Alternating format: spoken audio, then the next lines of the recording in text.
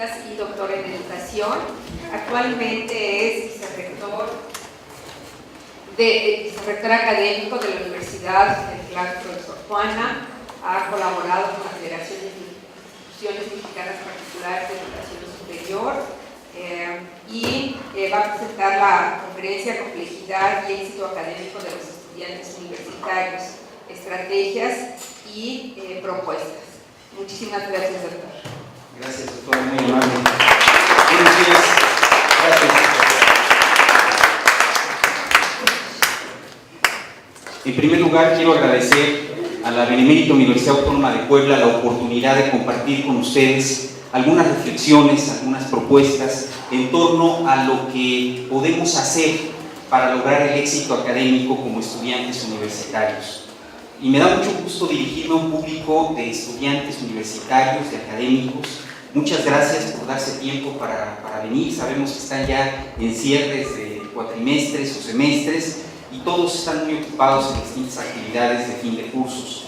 Gracias por su tiempo y esperemos que esta plática que tengamos hoy, esta conferencia, sea una oportunidad para darnos algunas ideas de lo que podemos hacer para que nuestro trayecto por la universidad sea lo mejor, la experiencia más exitosa. Vamos a empezar por una reflexión inicial que proviene de Edgar Morin. Edgar Morin es un pensador francés que ha sido uno de los principales filósofos de la educación. Ha sido un filósofo en varios campos, pero de manera muy particular hoy lo vamos a ver desde la perspectiva de ser un filósofo de la educación. Y como filósofo de la educación, él escribió un libro titulado Los 7 saberes necesarios para la educación del futuro, un libro que escribe a petición de la UNESCO. Como ustedes saben, la UNESCO es el organismo de las Naciones Unidas dedicado a promover la educación y la cultura en todo el mundo. Él escribe un libro y este libro es uno de los libros que establece las bases para el desarrollo de la educación, para cómo debemos educarnos las personas para el futuro. Pero este libro fue escrito hace casi 15 años, hace 14 años, en el año de 1999. Y en ese libro, Edgar Morin propone que el ser humano tiene varias condiciones bioantropológicas, es decir, es un ser vivo, es un ser viviente, y como ser viviente tiene características físicas, fisiológicas, biológicas, que lo relacionan con la naturaleza.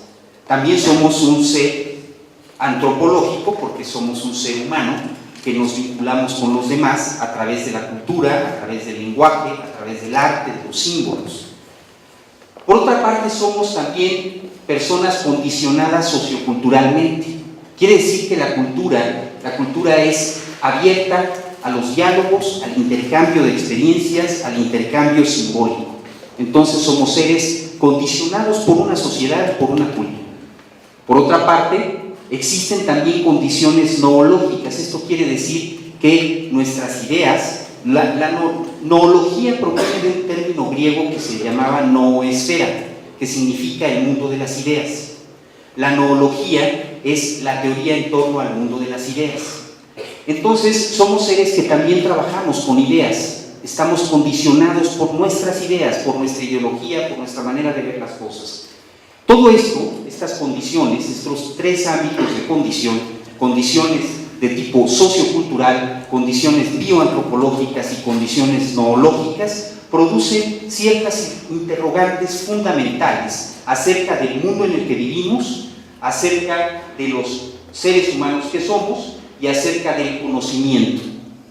Todas estas condiciones nos producen ciertas preguntas. Tomo esta cita de Morin porque cada uno de nosotros, cuando entramos al mundo de la educación, desde pequeñitos, cuando iniciamos nuestro proceso formativo, entramos a estos escenarios de desarrollo en donde comenzamos a convivir con las ideas, las propias y las de los demás, convivimos con otros seres que son entidades biológicas y antropológicas, y por supuesto convivimos en medio de una serie de condiciones sociales y culturales que detonan las posibilidades de nuestro conocimiento y de nuestra vida. En ese sentido, tenemos nosotros que cada una de las experiencias que aterrizamos, permítanme un minutito, tenemos aquí un Ahora sí. No se preocupen. Sí, pero vamos a avanzar ahorita. Van a ver que vamos a avanzar. Ya está. La siguiente cuestión que nos dice Edgar Morin en este libro de los 7 saberes necesarios, él nos dice que debemos enseñar, considerando estas 3 condiciones fundamentales, debemos enseñar a las personas, a todas las personas, debemos enseñarles las cegueras del conocimiento, los principios del conocimiento pertinente, la condición humana que nos detona, que nos caracteriza, la identidad terrenal, el vínculo con la tierra. También debemos enseñar a las personas a enfrentar las incertidumbres, la comprensión y la ética. Esto nos lleva a este esquema dinámico en el que los seres humanos estamos en el centro del esquema. El hombre, bueno, el ser humano, hombres y mujeres, estamos en el núcleo de este sistema. Después viene el mundo y, en consecuencia, el conocimiento que tenemos de ese mundo y de los demás. Están las condiciones de las que ya habíamos hablado y de esta manera resumimos este primer planteamiento de Edgar Morin.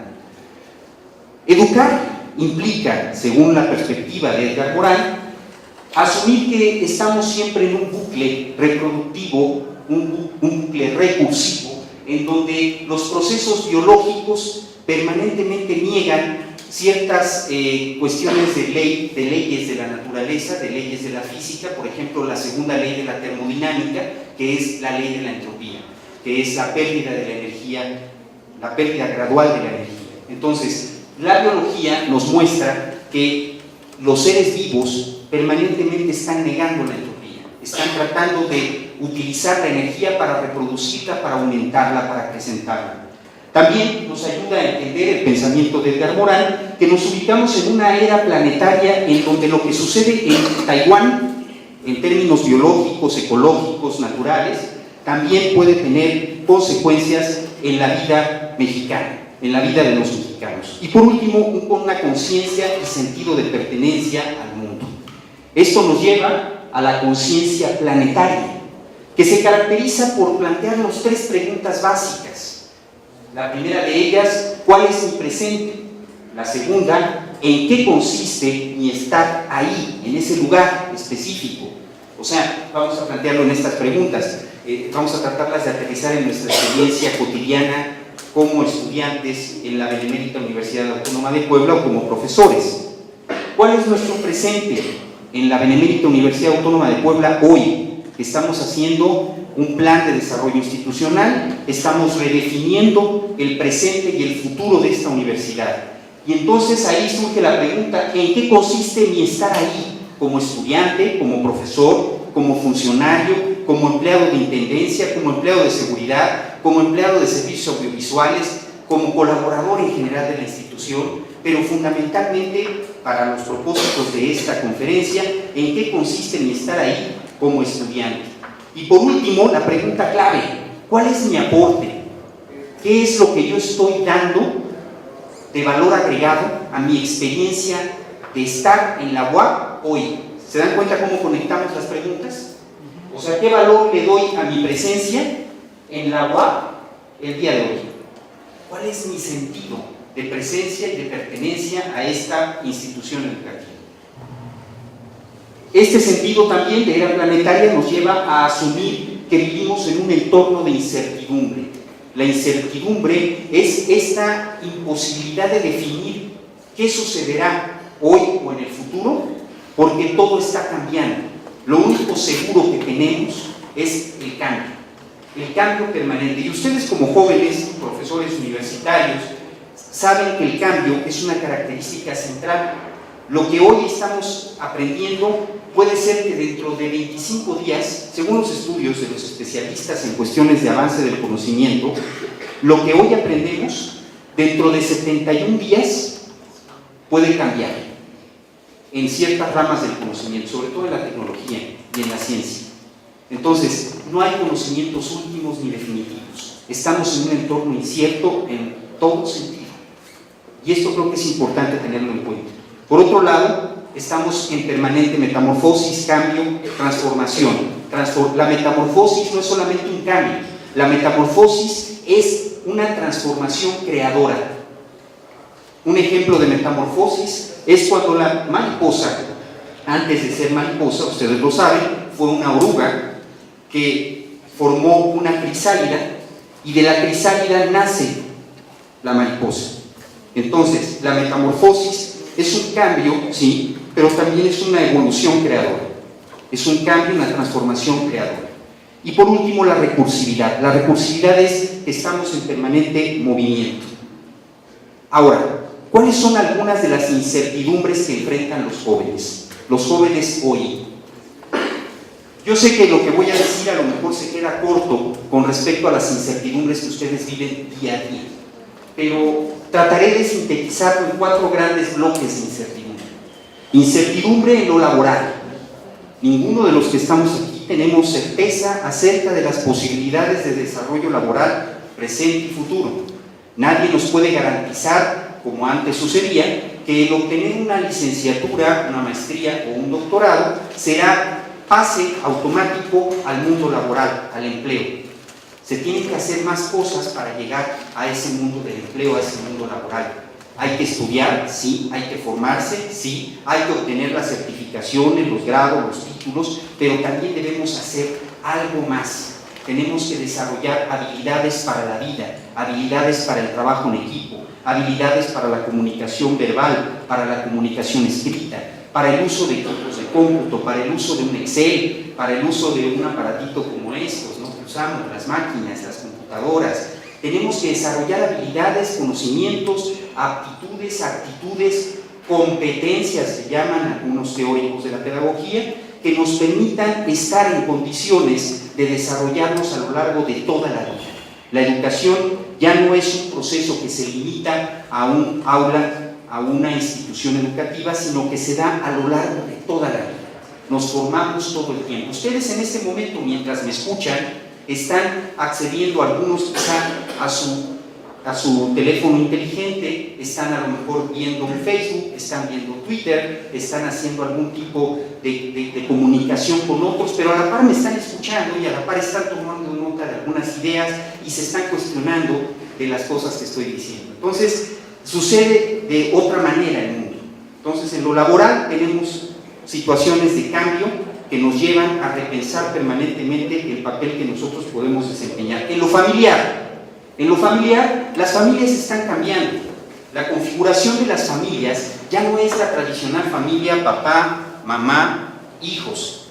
Hay familias, por supuesto, muchas que son así, pero tenemos ya familias muy diferentes. Tenemos ya familias de mucha diversidad, por ejemplo, familia en donde nada más es la mamá con los hijos, o el papá con los hijos, o en algunos casos, 2 papás con un hijo, 2 papás de sexo masculino, 2 mamás de sexo femenino, y son configuraciones familiares, o familias también que se asumen sin hijos, es decir, parejas que deciden no tener hijos y son una familia. La familia también está en cambio. Esta transformación, esta incertidumbre de lo familiar, a ustedes también los condiciona igual que a nosotros. Por eso debemos tomarlo en cuenta, porque como lo decía Morán al principio de las reflexiones de esta mañana, Edgar Morán señala que somos un complejo de condiciones socioculturales, condiciones bioantropológicas y condiciones noológicas. ¿Se dan cuenta cómo todo está jugando? Todo está presente. Debemos considerarlo a la hora de pensar la educación y pensar a los jóvenes hoy. Lo social, sin duda, cambia también. Las formas de relacionarnos con los otros, las formas de generar comunicación con los demás, las formas de hacer comunidad, son distintas a las formas que teníamos la gente como nosotros, como el que está hablando. Ustedes generan comunidades virtuales, ustedes generan juegos de rol en donde asumen a veces también personalidades distintas a la que tienen y pueden ser de alguna manera otros en un entorno virtual. Pienso por ejemplo en el juego Sims, ¿no? Por ejemplo este juego que algunos jóvenes usan y que es una manera de entablar una comunicación. Hay otras formas, los avatares que podemos conseguir ahora en algunos entornos virtuales para comunicarnos con los demás. Es decir, lo social también está transformándose. Hay mucho más que podríamos decir de esto, pero lo comento porque incluso para muchos de ustedes es una realidad a veces triste ver cómo a través de las redes sociales se generan procesos de violencia entre los jóvenes que afectan la vida de muchos jóvenes, que los hacen sentir violentados, que los hacen sentir excluidos de un grupo social a través de las redes sociales, a través de un entorno virtual. Esto también forma parte de ese entorno incierto en el que nos estamos moviendo y en el que ustedes están desarrollando su vida. Por último, la incertidumbre educativa. Sabemos que del total de los jóvenes mexicanos que quieren entrar a una universidad a cursar una licenciatura o una ingeniería, del total que hacen exámenes, solamente el 5% ingresa a la educación superior. Esa es la magnitud, ese es el tamaño del compromiso que estamos asumiendo las instituciones de educación superior para generar mejores condiciones de acceso a los jóvenes. Y ese es un entorno de incertidumbre real, consistente. Voy a hacer algo que no se hace normalmente en las conferencias magistrales, que es el hecho de sí, exacto, el conferencista es un bustoparlante y entonces habla él solito todo el tiempo, pero me gustaría que me ayuden un poco leyendo incluso algunas diapositivas de las que he traído para esta mañana. Entonces, no sé quién quiera ayudarnos a leer y que alcance a ver obviamente esta diapositiva, por favor. Adelante. Ustedes son los protagonistas de este proceso. ¿Quién se anima? A ver, adelante. ¿Cómo te llamas? Jaciel. Gracias. Adelante. La educación del futuro deberá ser una enseñanza primera y universal centrada en la condición humana. Estamos en la era planetaria. Una aventura común se apodera de los humanos donde quiera que estén. Estos deben reconocerse en su humanidad común y, al mismo tiempo, reconocer la diversidad inherente a todo cuento es humano. Aquí tuve un problema en la transcripción. A todo cuanto es humano. Lo leíste muy bien, el que se equivocó fui yo. A todo cuanto es humano. Entonces, reconocer la diversidad cultural inherente a todo cuanto es humano, ¿no? Eso es lo último, el último enunciado. Entonces, la educación tiene que llevarnos a reconocer la condición humana, y la condición humana por todas estas características que ahora vemos en este otro esquema. Somos cerebro, mente y cultura, somos también razón, afecto e impulso, somos individuos, sociedad y especie, y somos Homo sapiens y Homo demens. ¿Qué será Homo demens? Homo demens, el Homo sapiens nos queda claro, es el hombre que piensa, ¿verdad? Maestra, ¿qué será el Homo demens?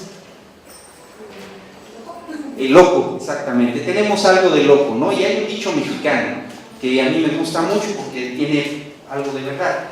De músico, poeta y loco todos tenemos un poco. Pues sí, efectivamente somos un poco de todo eso. Y cuando estamos educando, cuando estamos en un aula, como estudiantes o como docentes, vemos este proceso claramente.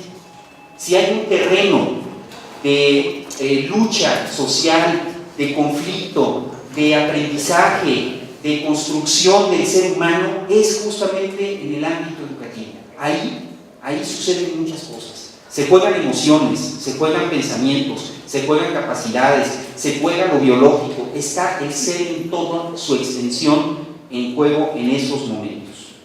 Entonces esto nos lleva, jóvenes, a que la educación debe ayudarnos a comprender el mundo.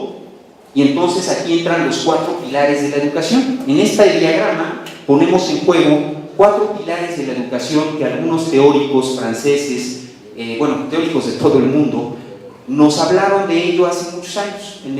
Hace muchísimos años, en un documento que se llama La educación encierra un tesoro, se estableció que la educación se debe sostener sobre 4 pilares. Los 4 pilares son aprender a aprender, aprender a ser, aprender a hacer y aprender a convivir con los demás. Son los 4 pilares fundamentales. Entonces, para comprender el mundo entran en juego aprender a aprender y aprender a ser, porque comprendemos el mundo desde nosotros, desde nuestro ser, pero también lo comprendemos cuando logramos desarrollar capacidades cognitivas que nos ayuden a conocer las cosas de manera permanente. Cuando yo soy capaz de reconocer cómo aprendo yo, empiezo a utilizar esa herramienta de aprendizaje todo el tiempo. Si yo sé que yo aprendo mejor usando cuadros sinópticos, pues los voy a usar y con eso voy a aprender. Si yo sé que aprendo mejor utilizando resúmenes, pues utilizo eso. Si yo sé que aprendo mejor utilizando mapas conceptuales, pues lo uso de esa manera. Es decir, cada uno de nosotros tiene formas de aprender. Por eso comprendemos el mundo desde esas formas de aprender. Por otro lado, los jóvenes y la gente que estudiamos permanentemente debemos aprender a actuar con eficacia. Actuar con eficacia implica aprender a hacer las cosas. Tenemos que saber hacer las cosas. Aprender a hacer cosas prácticas, con las manos, con la mente, con nuestra imaginación. Pero también eso implica aprender a aprender, porque a la hora de estar haciendo cosas prácticas, también estamos volviendo a aprender. Por último, también la educación implica un proceso de construcción de valores, implica una ética. La pregunta de ¿para qué hacemos las cosas? Y en la construcción de los valores entra en juego el aprender a hacer, el aprender a ser persona, pero también el aprender a convivir con los demás. Y no puede ser una cosa sin la otra. Nuestro ser se constituye con el ser de los demás. Nuestro ser se hace aquí, en comunidad. Cuando estamos sentados en un aula, compartiendo un trabajo en equipo, cuando estamos dialogando con nuestros compañeros, cuando jugamos con nuestros compañeros, cuando vamos a una fiesta, en todo momento estamos conviviendo con los demás, y eso que sucede ahí, eso nos hace ser lo que somos también. Porque aportamos de nuestro ser, pero también los demás aportan algo a nuestro ser. Por último, esto nos lleva a una ética de la complejidad, en donde asumimos, primero, que somos parte del todo. También asumimos que hay una política al servicio de la humanidad planetaria. Esto sería parte de esta ética, de este para qué hacemos lo que hacemos. Lo hacemos justo para la humanidad, para el planeta. También asumimos que existen identidades étnicas, identidades culturales. Por último, unificación de corrientes de pensamiento. Cada vez más en la ciencia, en el conocimiento, se están desarrollando líneas de transversalidad entre las distintas disciplinas de conocimiento. Esto quiere decir que cuando nos enfrentamos a un problema del mundo real, el análisis y la solución del problema pone en juego muchas corrientes de pensamiento y muchas disciplinas.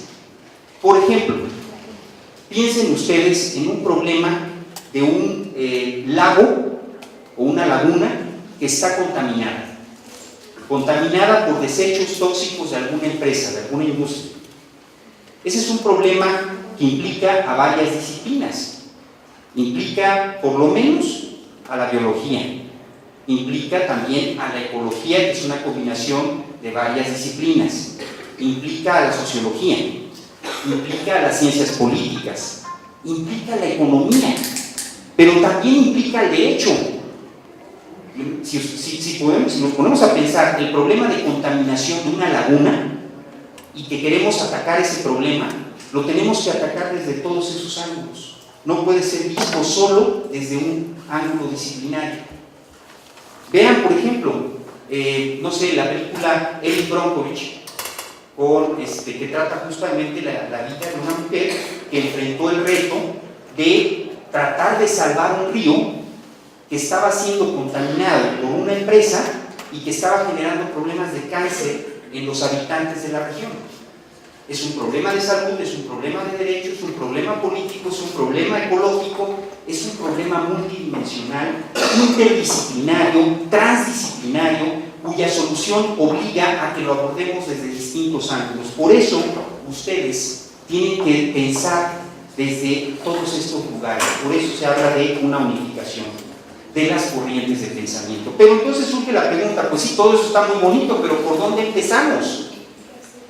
¿Qué hacemos? ¿Por dónde arranca el proceso?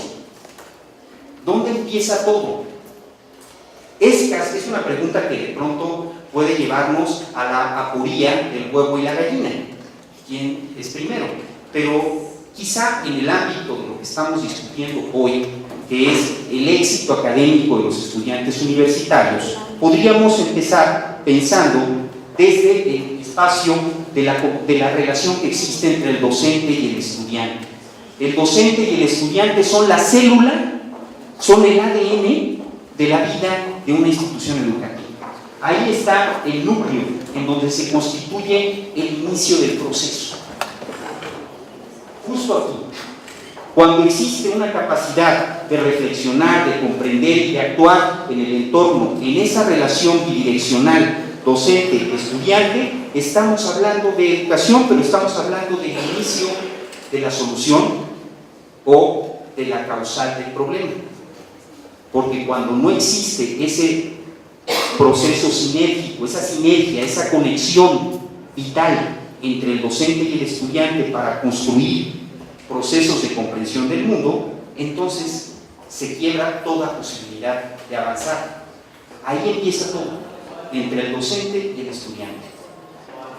Aparte, tenemos la comunidad de aprendizaje, que ya es el conjunto de estudiantes, docentes, institución educativa, funcionarios, todo el conjunto de la institución tratando de comprender cómo resolver problemas tangibles. Porque si algo que sucede con mucha frecuencia es que los estudiantes cuestionan el modelo educativo o cuestionan el programa de estudios porque no encuentran sentido, no le encuentran significado. O sea, ¿para qué estoy estudiando esto? ¿Para qué me va a servir? ¿Para qué me sirve estudiar matemáticas, o no sé, cálculo integral o cálculo diferencial? ¿Para qué me sirve estudiar eso? ¿O para qué me sirve estudiar filosofía? ¿O por qué tengo que leer cosas de literatura? ¿Por qué me sirve leer Guerra y Paz de Tolstoy? ¿Por qué? ¿Por qué será? Entonces, el estudiante tiene que encontrar en el proceso educativo proyectos que sean tangibles en el marco institucional y con el apoyo de las autoridades para que esos proyectos se desarrollen en los espacios educativos disponibles y en los tiempos educativos señalados tanto por el plan de estudios como por el propio currículum que ustedes quieren formar para su vida. Entonces, todo esto es el principio de un proceso. Todo empieza entonces en la escuela, sí, pero también empieza en el ámbito social, en el ámbito familiar, porque un padre puede ser un maestro, un hijo puede ser también un estudiante en casa. Entonces, los procesos educativos trascienden el aula y van más allá. Ahora, ¿cómo aprendemos las personas? ¿Cómo aprendemos las personas? ¿Dónde empieza el proceso? Pues primero tenemos que poner atención. La atención es el principio básico del aprendizaje. Enfocarnos, ¿sí? De ahí que tanto docentes como estudiantes tenemos que encontrar estrategias que nos permitan captar la atención. Captar la atención no significa que el docente se va a parar de cabeza en el mesabanco que le toca. Tampoco significa que va a venir a bailar el profesor. No esperen del profesor un clown. El profesor no es un clown. El profesor es un profesional de la enseñanza y del aprendizaje que tendrá que generar condiciones de aprendizaje para que ustedes pongan la atención adecuada. Otro elemento importante, cuando hay atención, entonces viene el segundo paso, que es el entendimiento. Y cuando ya entiendo, entonces voy al tercer paso, que es la comprensión. Y cuando yo comprendo, estoy en un estado de conocimiento en donde ya puedo valorar los escenarios que se me presentan para entonces llegar a una decisión. ¿Qué voy a hacer? Y cuando ya decido qué voy a hacer, entonces yo ya empiezo a dar respuesta a ese entorno. Y la respuesta en sí misma nos genera condiciones para regresar a poner atención en el tema. Entonces, de ahí que sea tan relevante reconocer este proceso como parte del proceso de aprendizaje de ustedes. Voy a aplicarme esto y voy acá. Pero, ¿qué sucede con el estudiante? Esto que ven aquí, si lo alcanzan a percibir hasta allá atrás, es la escalera de desarrollo de un estudiante universitario. Empieza todo desde el proceso de ingreso, en donde hay políticas de admisión, luego viene la permanencia del estudiante, después el servicio social, las prácticas, la titulación, y acá podríamos poner un escalón mayor que es la incorporación al mundo laboral. Este es el ciclo de vida de un estudiante del que las universidades somos responsables. Docentes, funcionarios, administrativos, personal de servicio, todos tenemos que estar trabajando en esta escalerita, ¿sí? Para lograrlo, tenemos el apoyo de la docencia, de los procesos de investigación y de la vinculación. Estas son tres funciones sustantivas de las universidades que deben servirles a ustedes para lograr alcanzar la meta final, que es la titulación. Las actividades que la universidad organiza, cualquier universidad seria del país o del mundo, tienen que sustentarse en estos tres grandes ejes de fuerza: docencia, investigación y vinculación. ¿Por qué? ¿Por qué será importante eso? Tengo que avanzar en él porque el tiempo no nos ayuda, pero sí me gustaría que lo reflexionen un poquito. ¿Por qué será importante la docencia? ¿Por qué será importante la investigación y la vinculación? Ahorita les doy la palabra para que me ayuden a reflexionar sobre ello. Mientras eso sucede, veamos un poco qué cosas apoyan al proceso. Tenemos de entrada, en el caso de las universidades, tanto públicas como privadas, para que se dé un mayor ingreso de estudiantes a la educación superior es necesario condiciones de financiamiento. Porque si voy a una institución privada de educación superior, necesito un esquema de financiamiento que me permita pagar a la universidad, sobre todo si es una universidad de calidad, es una universidad privada cara y necesito financiamiento. Si es una universidad pública, con más razón se necesita financiamiento, porque la universidad pública puede abrir plazas para estudiantes de nuevo ingreso en la medida en que tiene recursos para poder abrir las plazas. Si no existen esos recursos, difícilmente las universidades públicas podrán cumplir el compromiso social que representa la educación. La educación es un bien público, no es un bien privado, es un bien público y es una responsabilidad del Estado y es una responsabilidad social construir condiciones de financiamiento para que más jóvenes ingresen a la educación superior. Pero también tiene que haber políticas de admisión que permitan abrir estos espacios. Pero ya les decía, es difícil en la medida en que no existen las condiciones financieras para abrir más plazas para alumnos nuevos en las universidades públicas. Otro elemento importante son las tutorías. Las tutorías constituyen un elemento de acción importante en las universidades. Los profesores asumen una responsabilidad. Ahorita más adelante voy a hablar con más detalle del proceso de tutorías. Pero las tutorías son ya uno de los esquemas o de las estrategias de fortalecimiento institucional que se utilizan en todas partes del mundo, sobre todo con el fin de lograr que el estudiante cumpla un proyecto personal de vida y carrera que le permita acceder no solo a su titulación, sino también a una vida digna, a una vida con sentido. Por otro lado, la difusión cultural, los deportes, las actividades que la universidad organiza de manera extracurricular no son para adorno de la universidad, jóvenes, son para ustedes, son para que ustedes tengan la oportunidad de aprender artes, aprender acerca de la literatura, aprender acerca del teatro, de la música, de las artes plásticas, para desarrollar una cultura universitaria en el más pleno sentido de la palabra. Perdón que acuda a una experiencia personal, será breve. Yo tuve la oportunidad de estudiar en una universidad pública. Me formé en la UNAM.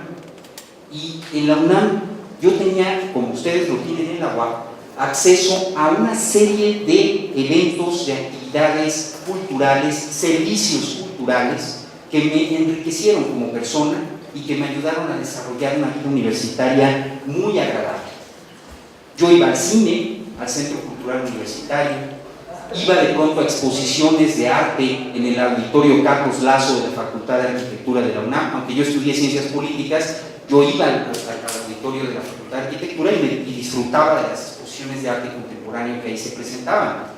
Me iba a las librerías de la UNAM, en donde encontraba libros a precio accesible para mí como estudiante y que además me daban descuento por mi credencial de estudiante.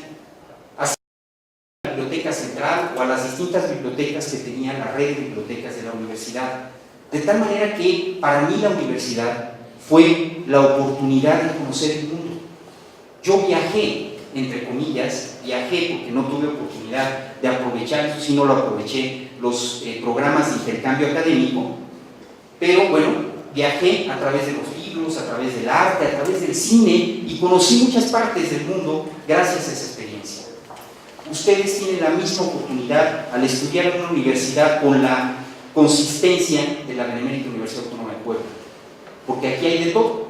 Simplemente pasear por los pasillos, por estos espacios del Carolino, ya representa una experiencia artística, una experiencia cultural, una experiencia estética. A lo mejor ustedes que lo ven tan seguido no les parece tan relevante, pero para alguien como yo que llega de visita es llegar verdaderamente al asombro, es despertar en el asombro, es mirar un espacio privilegiado en donde han caminado muchas de las inteligencias más importantes de este país y en donde se han expresado muchas de las ideas más claras, más interesantes que hay en este país. Entonces, ese es el privilegio de ser universitario.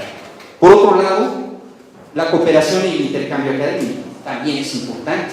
Existen programas en las universidades serias, programas para consolidar el intercambio y la cooperación internacional. Por otra parte, las opciones de titulación, y este es un tema bien importante. Hoy, en el marco de este foro, tendrán ustedes, si es que pueden, si tienen tiempo de quedarse a algunas de las conferencias, tendrán la oportunidad de escuchar propuestas para la titulación, para mejorar los sistemas de titulación en esta universidad y en el país. La titulación es un elemento clave. ¿Saben ustedes que las universidades públicas y las privadas tenemos ese reto de titular a nuestros egresados? Y es complejo el asunto. ¿Cuánta gente no conocen ustedes que estudió una carrera pero no se tituló? Yo creo que todos conocemos a uno por lo menos, ¿no? Ese tema, la titulación, no podemos obviarlo, es un tema central, y desde que entramos a la universidad debemos pensar nuestra trayectoria académica de cara a la titulación, y todo el proceso formativo debe ser un proceso formativo que nos lleve a la titulación. Si desligamos la titulación del proceso formativo, no se va a titular la gente. Entonces, es importante pensarlo. ¿Saben? Les voy a dar un dato rápidamente. Según un estudio que hizo la Facultad de Ingeniería de la UNAM en el año 2007, ya hace rato, pero bueno, ese fue un estudio muy interesante porque cubrió a todo el país. En ese estudio se encontró que se titulaban el 57.3% de los egresados de universidades públicas y el 61% de los egresados de las universidades privadas, más o menos. Estos son datos que nos deben hacer pensar. Es decir, piensen en el otro porcentaje, los que no se titulan. Es un bloque sustantivo, significativo, porque en la medida en que tú te titulas tienes posibilidades de seguir creciendo, pero no voy a abundar sobre este tema porque será un tema a desarrollar en el marco de este foro. Solamente lo señalo como parte de la trayectoria, parte del plan personal de desarrollo. La tutoría, ¿por qué es importante? Bueno, hay varios tipos de tutoría. Quizá esta parte es una parte muy técnica y es más para docentes. Si ustedes me lo permiten, tuve que ir armando una conferencia que abarcara a todos los sectores posibles de auditorio. Pero espero que no les aburra mucho esta sección, pero es una sección importante porque ustedes son el objeto, bueno, no el objeto, son el sujeto de las tutorías. Son los actores centrales de las tutorías, los estudiantes. Entonces, nada más como encuadre general. Las tutorías, hay varios modelos, pero los principales son tutoría académica o curricular, ¿sí? Tutoría de carrera o de titulación, que es la que más se usa y ahorita vamos a hablar de ella, y la tutoría entre iguales o de mentoría, que le llaman los especialistas. Esta tutoría, estos tres tipos de tutoría son los que existen en el mundo. La que más se usa es esta, tutoría de carrera o de titulación, y es de la que vamos a hablar un poquito más. ¿Qué implica la tutoría de carrera o titulación? Es una tutoría que atiende al estudiante, apoya al estudiante, desde su ingreso, su permanencia y su egreso hasta su titulación e incluso la incorporación al mundo laboral. Esto implica que en el proceso de ingreso, el tutor puede ayudar al estudiante a integrarse al mundo de la universidad. La universidad tiene sus características. Yo me acuerdo cuando empecé la carrera universitaria, tenía que aprender cosas que no me habían enseñado nunca. Métodos de trabajo, formas de lectura, formas de redactar. Me acuerdo que en aquella época se usaban las fichas de lectura. Y entonces uno tenía que usar fichas de trabajo, fichas bibliográficas, varios tipos de técnicas que yo no conocía. Y en la universidad me las enseñaron. Pero en mi caso no tuve tutor. Entonces tuve que aprenderlo a fuerza de ir avanzando a trompicones, con errores, pero aprendimos. Ahora con las tutorías puede ser más fácil. Si ustedes tienen un tutor, no sé, ¿ustedes son alumnos ya universitarios o son alumnos de bachillerato? Preparatoria. Muy bien. ¿De qué preparatoria vienen? Perdón. Lázaro Cárdenas. Lázaro Cárdenas. Lázaro Cárdenas. ¿Dónde está ubicada? Disculpen, yo no soy de la ciudad. A 2 calles. Aquí a 2 calles. Ah, bueno, muy cerca. Muy bien. Entonces, ustedes son alumnos de preparatoria. No sé si en el esquema UAP, creo que sí. Los alumnos de preparatoria tienen tutor. Sí tienen tutor. Muy bien. Me gustaría, así, ¿qué tiempo tenemos, doctora? Quisiera saber, ¿15 minutos? 2 minutos nada más. Me gustaría que alguien me diga su opinión general acerca del servicio de tutorías. ¿Quién quiere comentar algo? ¿Sirve? ¿No sirve? Digo, es interesante saber opiniones. Podemos escuchar 2 opiniones. ¿Quién se anima? Que no sea el compañero que ya leyó. ¿Sí les han servido o no? A ver, allá tenemos una mano levantada. A ver. Gracias. Adelante. Bueno, cada año tenemos un tutor diferente y en lo personal, este es el primer año en que el profesor que se nos asignó realmente se interesa no solo por el aspecto académico, sino también nos pregunta como lo personal y está dispuesto a apoyarnos y relacionar nuestra vida con nuestras deficiencias, por ejemplo, académicas, y está como al pendiente de apoyarnos. Entonces creo que sí funciona.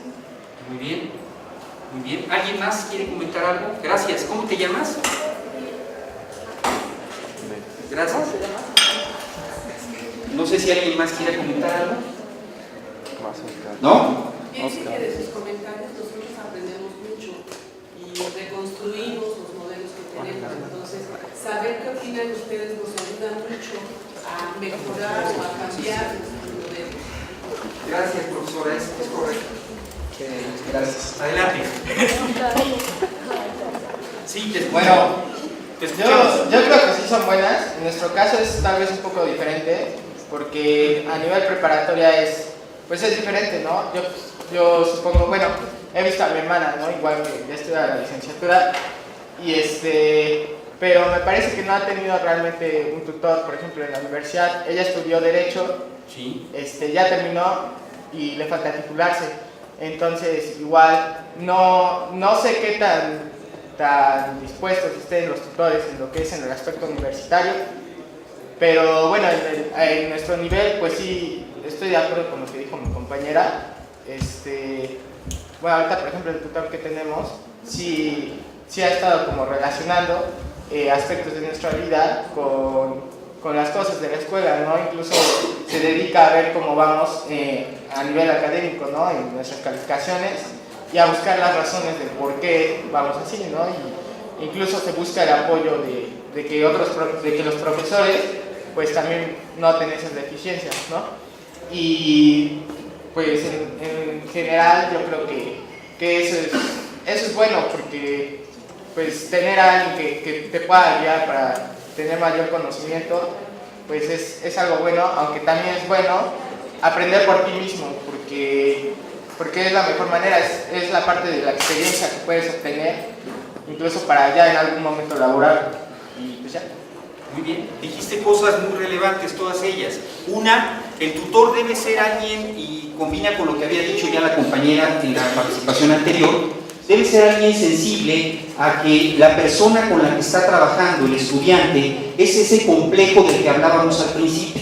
Es una persona que tiene un contexto sociocultural, es un ser bioantropológico y es una persona que tiene sus propias ideas. Claro, algo que sí debo precisar, jóvenes compañeros, es que el tutor académico no es un psicólogo. Sí quiero decir esto porque de pronto podemos confundir. No es un psicólogo profesional, sin embargo sí debe ser consciente de estas condiciones en las que se gesta el proceso de aprendizaje del estudiante, porque ahora debemos reconocer que existen, siempre han existido, pero antes no se reconocían, los estilos de aprendizaje. Son modos diferentes de aprender cada uno de nosotros tenemos maneras distintas de abordar el conocimiento.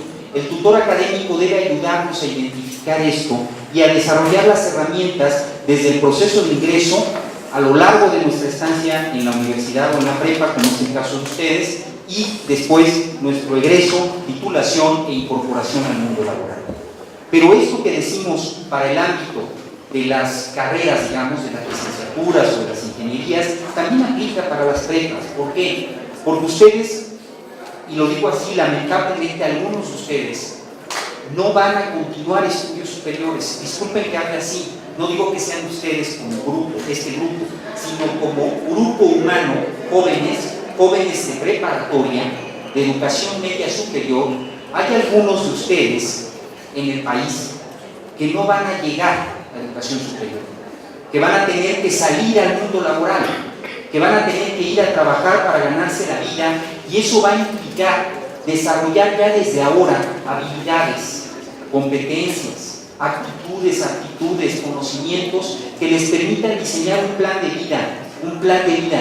de carrera personal, y que nadie pueda decir que ustedes andan por la vida como barcos a la deriva, sino que son barcos con rumbo, con sentido, con orientación, con capitán, y el capitán son ustedes.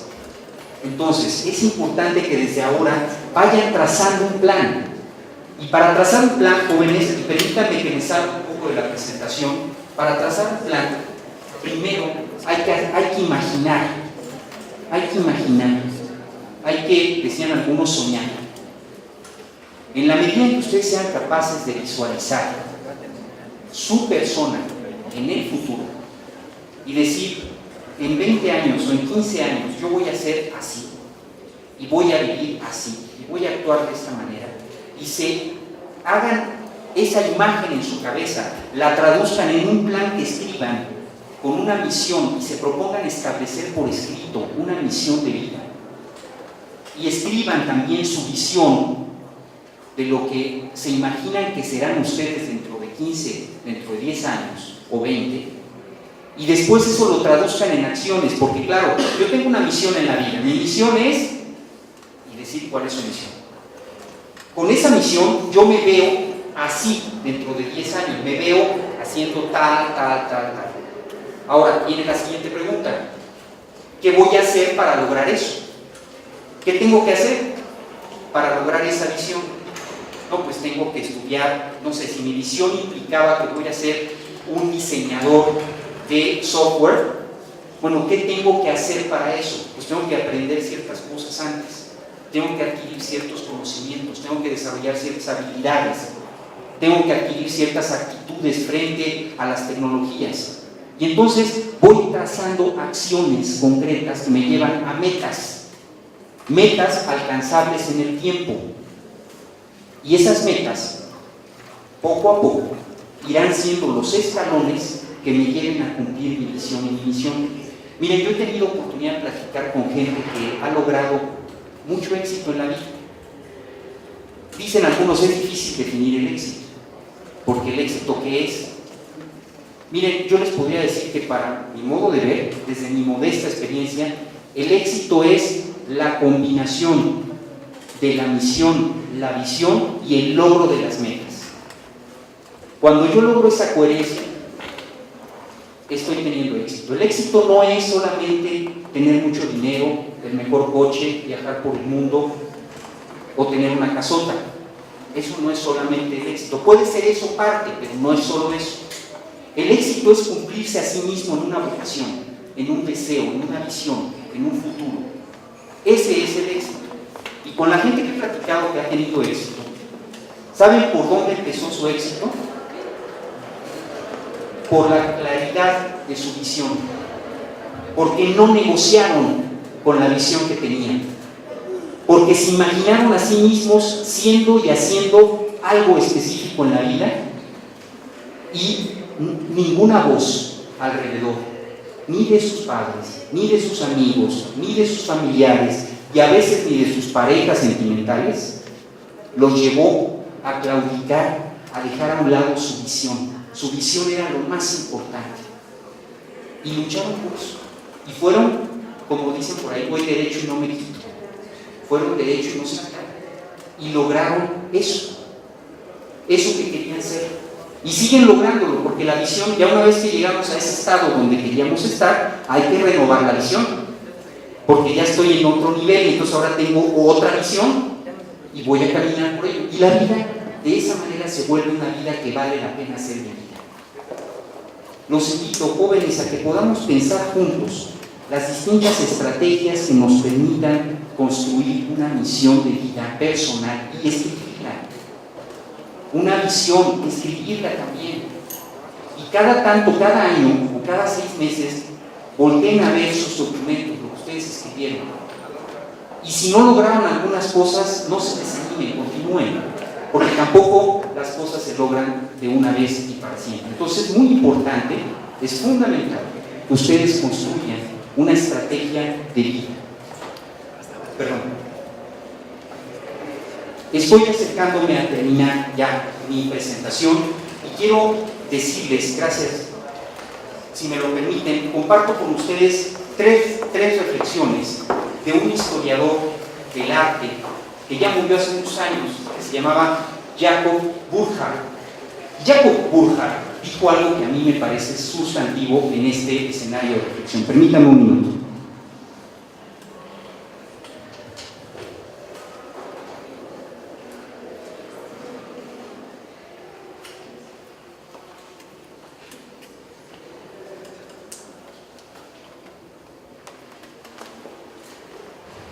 Miren, Jacob Burckhardt dijo lo siguiente: negar es el comienzo del fracaso.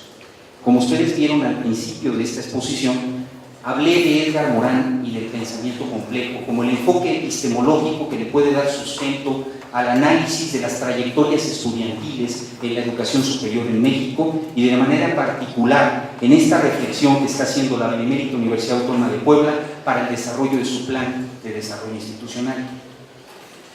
Hay que reconocer la complejidad que es tejer junto el entramado sociocultural, bioantropológico y la noosfera en la que estamos viviendo. Otra frase interesante, escuchen esto, del mismo Burckhardt: la grandeza es una necesidad de las épocas terribles. Muchos dicen que estamos viviendo una de las épocas más terribles de la historia del país.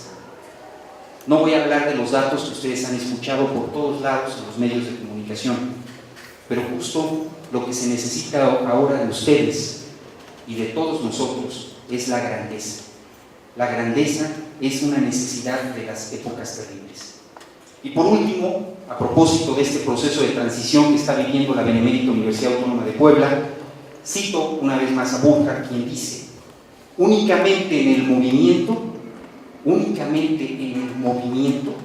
por doloroso que sea, hay vida.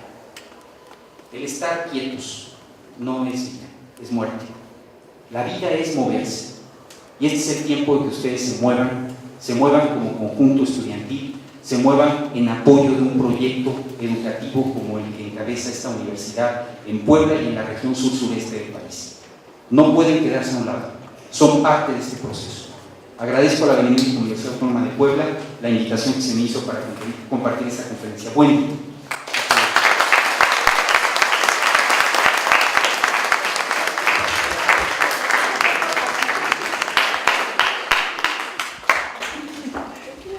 Dos minutos para alguna pregunta o algún comentario. Muchísimas gracias, hemos tenido un público muy entusiasta, muy considerador, y que en las opiniones de ustedes, lo que en este momento se construye y se reconstruye lo que tenemos en la universidad. Muchísimas gracias por su participación.